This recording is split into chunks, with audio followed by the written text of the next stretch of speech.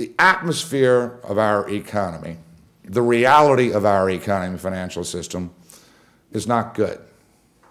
However, I do believe there is room for optimism. Bill Gross teases me all the time, both privately and publicly, that I'm the weirdest bond man he's ever met because I have a basic optimistic perspective about life, which I think he's probably true. There's another senior partner at PIMCO who's at the other end of the spectrum. So we're the bookends in the senior level of the partnership.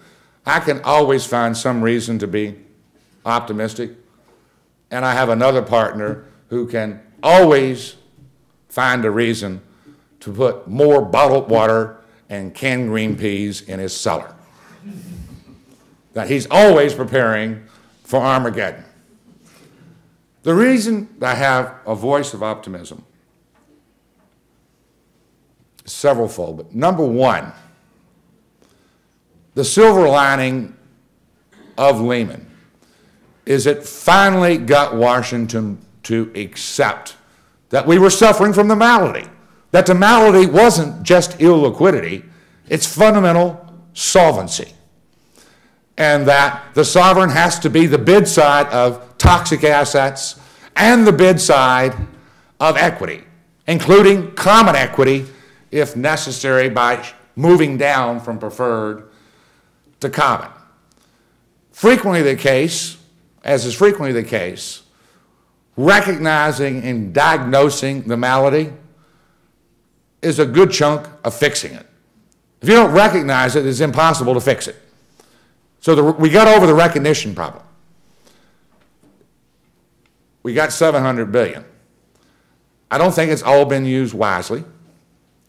And I think some of it, and some aspects of it, have offended the sensibilities of the American people. I think Hank Paulson was a very successful businessman, and he worked his behind off on the part of the American people. However, with all due respect to Hank, he's not a marketer. He is not a marketer. He couldn't sell cold beer on a hot Saturday afternoon.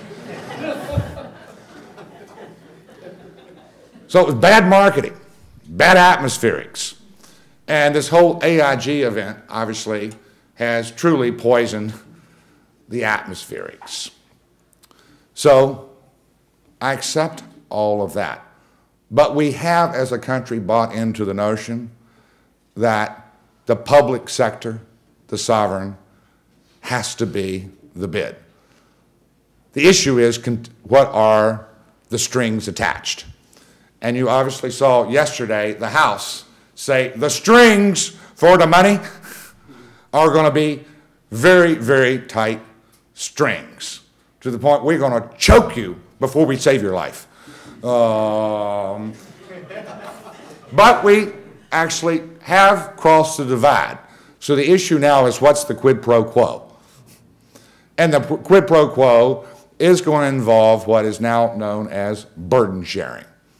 If you're going to get the taxpayers' money, either lifting out bad assets or putting equity into your organization, you're going to have to share in the burden, which in the case of executives means that you will no longer make any more money than the people who run the division of motor vehicles for the government,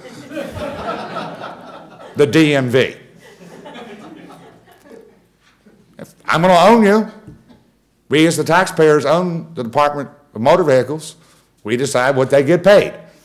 So there's going to be burden sharing on that front. On another front is they're going to move up the capital structure so as that preferred shareholders and maybe even sub-debt holders have to share in the pain. I don't think they'll go all the way up the capital structure to senior. I think senior is unambiguously going to be a winner. But if you're below senior debt, you're at risk. And if there's any question about that, just think in terms of what happened at Citibank when the government's going down to common for half of its preferred, up to sub-debt for half of its preferred, and eliminated the dividend on the non-cumulative preferred, which is owned by the private sector. So therefore, you got your first case of burden sharing.